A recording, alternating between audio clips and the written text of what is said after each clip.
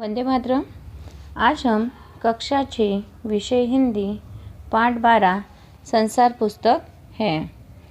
इस पाठ के बारे में अधिक जानकारी प्राप्त करने की कोशिश करते हैं। संसार पुस्तक है। पत्र में जवाहरलाल नेहरू जी ने अपनी पुत्री के पास पत्र लिखकर विभिन्न प्रकार की जानकारियाँ देने का प्रयत्न किया है।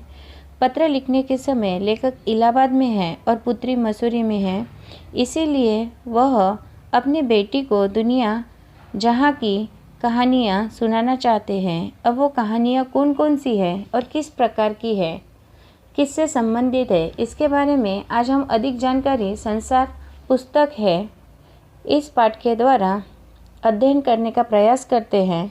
इस पाठ के लेखक हैं पंडित जवाहरलाल नेहरू और यह लेख मुख्यतः अंग्रेज़ी भाषा में लिखा हुआ है और इसका हिंदी अनुवाद करने वाले जो लेखक है वो है प्रेमचंद। पहले पाठ पढ़ते हैं और फिर समझने की कोशिश करते हैं। जब तुम मेरे साथ रहती हो तो अक्सर मुझसे बहुत सी बातें पूछा करती हूँ और मैं उनका जवाब देने की कोशिश करता हूँ, लेकिन अब जब तुम मसूरी में हो और मैं इलाहाबाद में, हम दोनों उस तरह बातचीत नहीं कर सकते। इसीलिए मैंने इरादा किया है कि कभी कभी तुम्हें इस दुनिया की और उन छोटे बड़े देशों की जो इस दुनिया में हैं छोटी छोटी कथाएं लिखा करो। तुमने हिंदुस्तान और इंग्लैंड का कुछ हाल इतिहास में पढ़ा है, लेकिन इंग्लैंड केवल एक छोटा सा टापू है और हिंदुस्तान जो एक बहुत बड़ा देश है फिर भी दुनिया का एक छोटा सा हिस्सा है।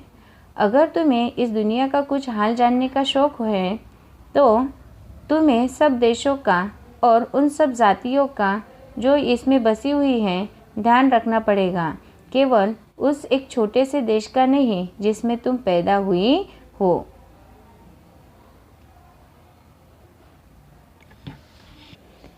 देखिए कि लेखक यानी कि पंडित जवाहरलाल नेहरू जी ने जो अपनी पुत्री को पत्र लिखकर विभिन्न प्रकार की जानकारी देने का प्रयत्न किया है, उनमें उस पत्र में उन्होंने लिखने के समय इलाहाबाद में यानी कि जब वो ये पत्र लिख रहे हैं तो इलाहाबाद में है और उनकी पुत्री कहाँ पे है तो मसूरी में। इसीलिए वो अपनी बेटी को दुनिया जहाँ की कहानियाँ सुनाना चाहते हैं और वो अपने पत्र में आगे लिखते हैं कि तुम इंग्लैंड के बारे में तुमने पढ़ा ही होगा, लेकिन वो केवल एक क्या है तो छोटा सा टापू है। टापू अर्थात एक छोटा सा स्थल जो पानी से घिरा हुआ है और हिंदुस्तान भी दुनिया का एक छोटा सा हिस्सा है। अगर तुम्हें दुनिया जानने की इच्छा हो तो तुम्हें सभी का इतिहास पढ़ना होगा।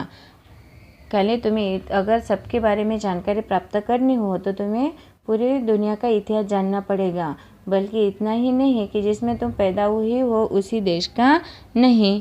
इस प्रकार यानी कि वो कहते हैं कि तुम्हें अगर इन सब के बारे में जानना हो तो तुम्हें इन सभी का इतिहास पढ़ना पड़ेगा, न कि उस देश का जिसमें तुम पैदा हुई हो। इस प्रकार वो अपनी पुत्री को पत्र के द्वारा सूचित करना चाहते हैं। अभी यहाँ पे देखिए कोशिश शब्द आया है। कोशिश अर्थात प्रयत्न।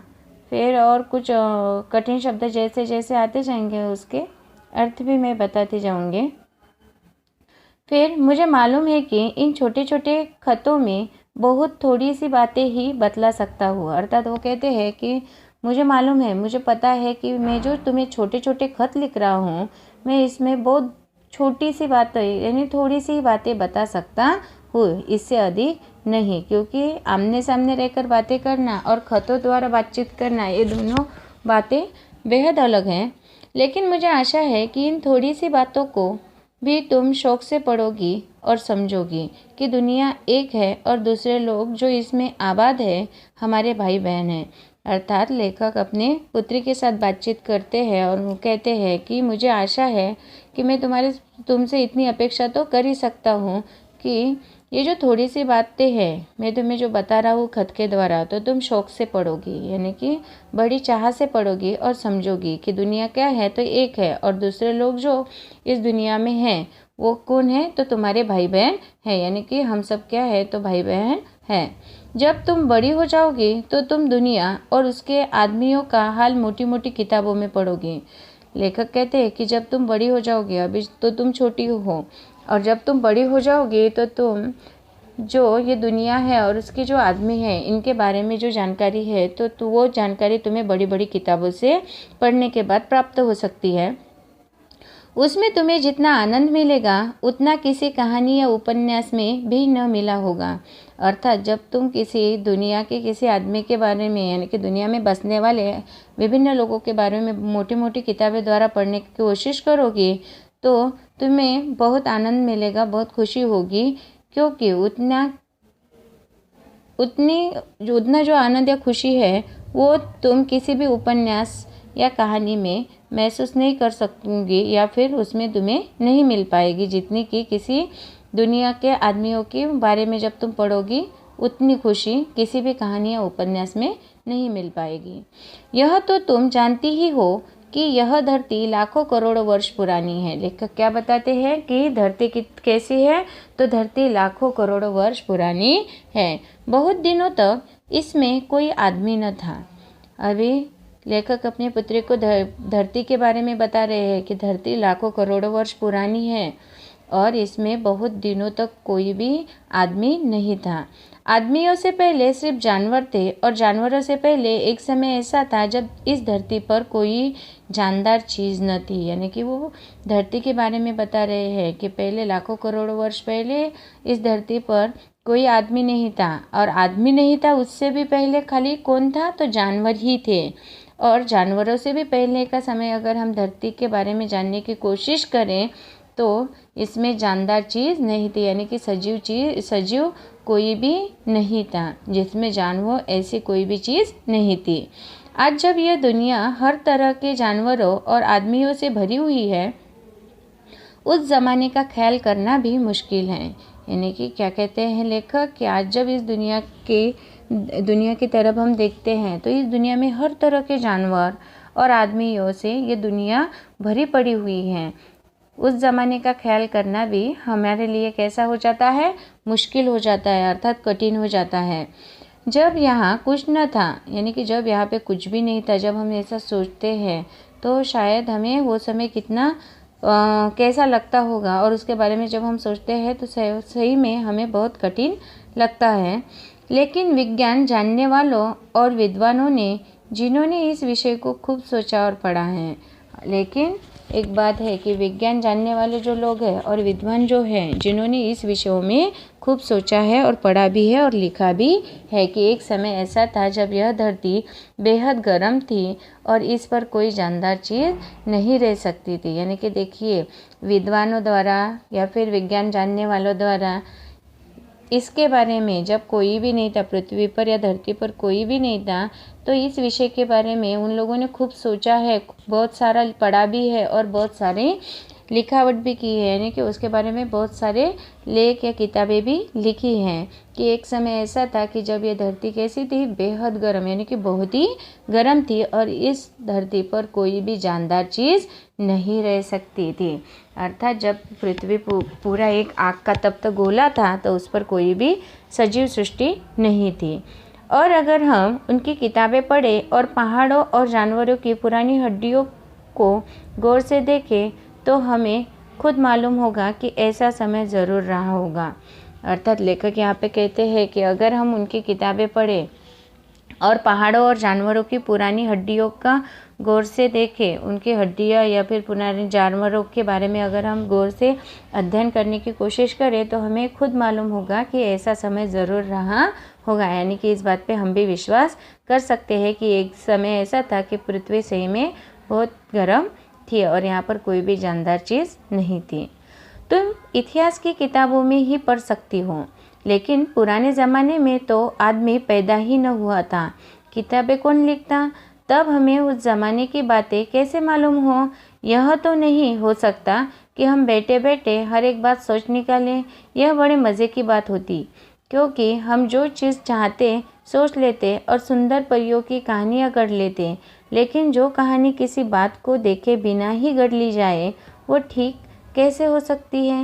यानी कि देखिए, लेखक क्या कहते हैं कि तुम इतिहास की किताबों में यह सब पढ़ सकते हो। यानी कि जब भी हम इतिहास पढ़ते हैं तो हमें कितने सालों पहले की की भी हम जानकारी प्राप्त कर सकते हैं। लेकिन पुराने ज़माने में आदमी तो नहीं थे, यानी कि आदमी तो पैदा ही नहीं हुए थे, तब किताबें किसने लिखी होगी? तब हमें उस ज़माने की बातें कैसे मालूम हो सकती हैं? या फिर यह तो नहीं हो सकता कि हम बैठे बैठे हर एक बात सोच निकालें, यानी कि सोच सोच के तो किसी ने अपनी मनगढ़ंत कहानियों की तरह तो सोच के लिखा नहीं है ना। यह बड़े मज़े की बात होती, क्योंकि ये जो हम सोचते हैं तो ये भी एक मज़े की बात है, क्योंकि हम जो चीज़ चाहते सोच लेते और सुंदर परियों की कहानियाँ गढ़ लेते, यानी कि सुंदर परियों की कहानियाँ जिस प्रकार हम गढ़ लेते हैं, बताते हैं या सोचते हैं, उसी प्रकार ये भी चीज़ है कि जो हम इतिहास के बारे में अलग अलग पहलुओं से सोच रहे हैं। लेकिन खुशी की बात है कि उस पुराने ज़माने की लिखी हुई किताबें न होने पर भी कुछ ऐसी चीज़ें हैं जिनसे हमें उतनी ही बातें मालूम होती हैं जितनी किसी किताब से होती हैं। यानी कि देखिए, यहाँ पे लेखक कहते हैं कि ऐसा कोई भी बात नहीं है कि जो मनगढ़ंत हो। ये बातें भले ही पुराने ज़माने में लिखी हुई किताबों में नहीं है या किताबों में लिखी गई नहीं थी, फिर भी कुछ ऐसी चीज़ें हैं जिनसे हमें उतनी बातें मालूम होती हैं या उनकी जानकारी प्राप्त होती है जितनी किसी किताब से होती, उतनी ही हमें ये किससे किससे पता चलती है? तो पहाड़, समुद्र, सितारे, नदियाँ, जंगल, जानवरों की पुरानी हड्डियाँ और इसी तरह की और भी कितनी चीज़ें हैं। यानी कि किताबें नहीं है, लेकिन इन सब चीज़ों के द्वारा हम इतिहास की बातों के बारे में बहुत सारी जानकारी प्राप्त कर सकते हैं। तो वो कौन कौन से स्रोत हैं? तो पहला पहाड़ बताया, फिर समुद्र, सितारे, नदियाँ, जंगल, जानवरों की पुरानी हड्डियाँ और इस तरह की और भी कितनी सारी चीज़ें हैं जिनसे हम दुनिया का पुराना हाल मालूम हमें हो सकता है। यानी कि इन सब चीज़ों से हमें दुनिया का पुराना हाल मालूम हो सकता है। मगर हाल जानने का असली तरीका यह नहीं है। लेखक क्या कहते हैं कि अगर हमें उस बारे में जानना हो तो असली तरीका ये नहीं है कि हम केवल दूसरों की लिखी हुई किताबें पढ़ लें, बल्कि खुद संसार रूपी पुस्तक को पढ़ें। लेखक क्या कहते हैं, ज़रूरी नहीं कि हम किताबें पढ़कर ही पुराने ज़माने की या इतिहास के बारे में जानकारी प्राप्त कर सकते हैं। इसका और एक अलग तरीका है जो कि खुद संसार रूपी पुस्तक को हमें पढ़ना चाहिए। मुझे आशा है कि पत्थरों और पहाड़ों को पढ़कर तुम थोड़े ही दिनों में उनका हाल जानना सीख जाओगे। यानी कि जब हम पत्थरों का गौर से निरीक्षण करेंगे या पहाड़ों को हम अच्छी तरीके से, अगर हम पहाड़ों पे जो भी है उसका भी हम अगर अपनी नज़र से देखने की कोशिश करेंगे तो हमें ये सब सीखने के लिए मिल जाएगा, या हम इनको किस तरीके से पढ़ें या इनका हाल जानना हमें बेहतर तरीके से समझ में आएगा या सीख जाएंगे। ऐसे वो अपने पुत्री को बता रहे हैं। सोचो कितनी मज़े की बात है, एक छोटा सा रोड़ा जिसे तुम सड़क पर या पहाड़ के नीचे पड़ा हुआ देखते हो।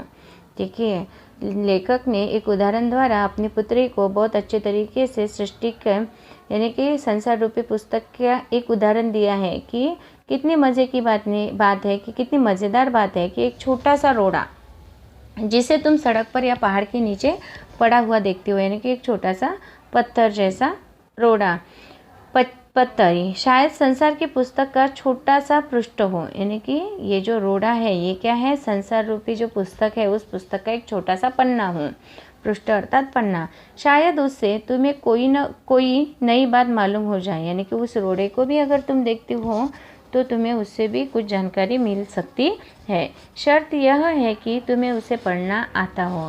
यानी कि शर्त ये रख रहे हैं, या ये शर्त हो सकती है कि उस रोड़े को देखकर तुम्हें उसे पढ़ना आता हो। ऐसा वो अपनी पुत्री को बता रहे हैं। कोई ज़बान उर्दू, हिंदी या अंग्रेज़ी सीखने के लिए तुम्हें उसके अक्षर सीखने होते हैं। उन्होंने उदाहरण दिया है कि अगर हमें कोई भी ज़बान सीखनी हो या कोई भी भाषा बोलना सीखना हो, चाहे वो उर्दू रहे, हिंदी हो या अंग्रेज़ी हो, उसे सीखने के लिए हमें क्या करना पड़ता है? सबसे पहले तो उसके अक्षर सीखने होते हैं। इसी तरह पहले प्रकृति के अक्षर पढ़ने पड़ेंगे। लेखक अपनी पुत्री से कह रहे हैं कि उसी प्रकार तुम्हें प्रकृति के अक्षर को भी पढ़ना आना चाहिए, तभी तुम उसकी कहानी उसके पत्थरों और चट्टानों की किताबों से पढ़ सकोगी। तभी तुम पत्थरों और चट्टानों के द्वारा उनकी किताबें पढ़ सकोगी।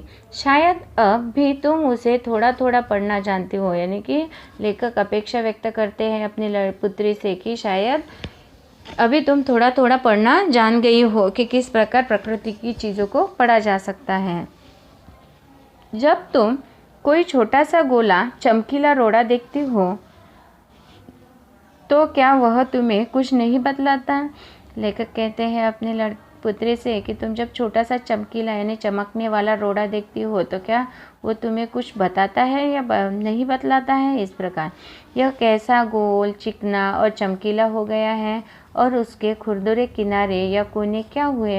यानी कि अगर हम एक रोड़ा देखते हैं तो क्या हम उसके बारे में इतने सारे सवाल हमें नहीं निर्माण होते हैं कि ये गोल कैसा है, ये चिकना किस प्रकार हुआ होगा, यह इसको चमकीलापन कहाँ से प्राप्त हो गया होगा, या फिर उसके खुरदुरे किनारे हैं इनका क्या हुआ।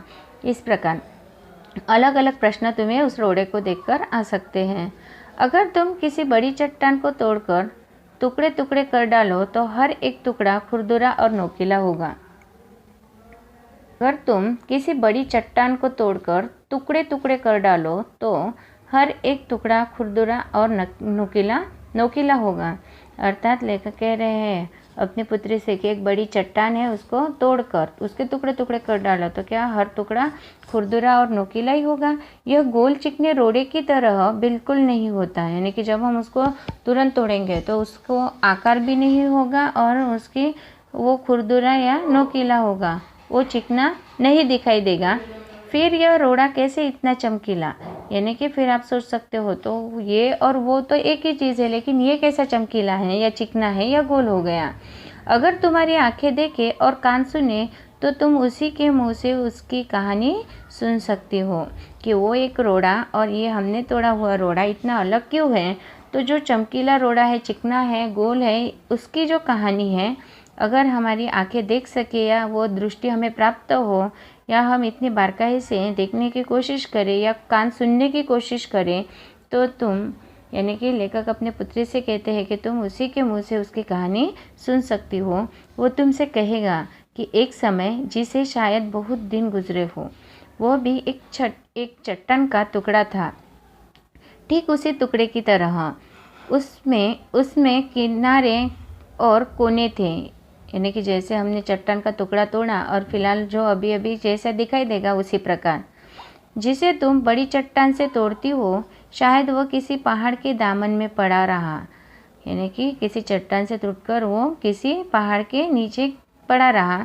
तब पानी आया और उसे बहाकर छोटी घाटी तक ले गया, और हो सकता है तब बरसात हुई हो या पानी आया हो तो उसे बहाकर छोटी घाटी तक ले गया उस छोटे से रोड़े को।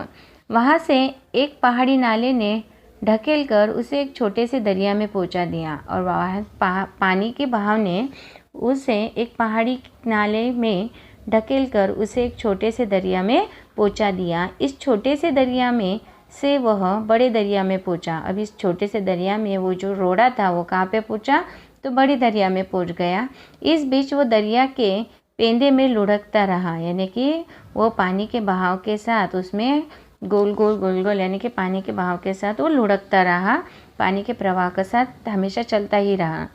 उसके किनारे घिस गए और वह चिकना और चमकदार हो गया। और ये उसकी कहानी है कि उसके किनारे जो है वो बार बार घसीट कर पानी के साथ बहता हुआ जा रहा था, कहीं पे टकराया हो या कहीं पे उसका कोना निकल गया हो, इस प्रकार से वो घिसता हुआ गया और वो चिकना भी हो गया और चमकदार भी हो गया। इस तरह वो कंकड़ बना जो तुम्हारे सामने है।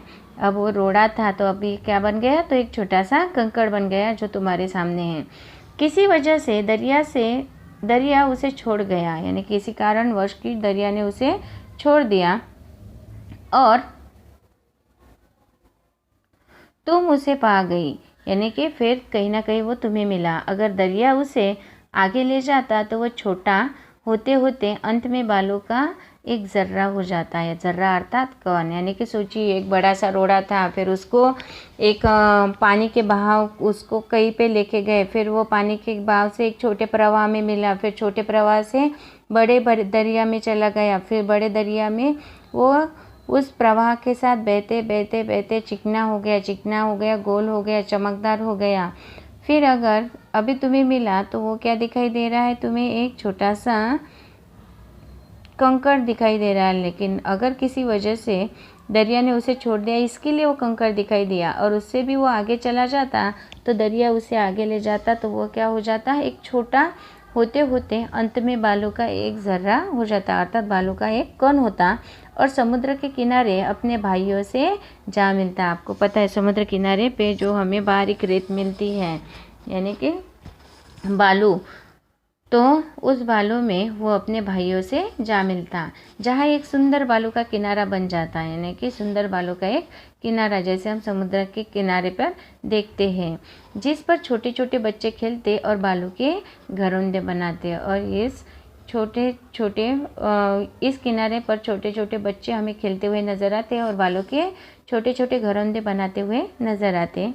अगर एक छोटा सा रोड़ा तुम्हें इतनी बातें बता सकता है, तो पहाड़ों और दूसरी चीज़ों से जो हमारे चारों तरफ है, हमें और कितनी बातें मालूम हो सकती है। अर्थात यहाँ पर देखिए कि लेखक हमें बता रहे हैं कि एक छोटा सा जो रोड़ा है, उस रोड़े की कहानी हमें इतनी बड़ी जानकारी दे सकता है, तो हमारे चारों तरफ कितनी सारी चीज़ें हैं जिनके बारे में हम और जानकारी प्राप्त कर सकते हैं। पंडित जवाहरलाल नेहरू, अंग्रेजी से अनुवाद प्रेमचंद।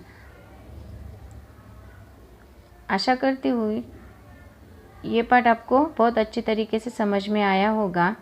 इसके बारे में अधिक जानकारी हम भाग 2 के अंतर्गत प्राप्त करने की कोशिश करते हैं। तब तक के लिए धन्यवाद।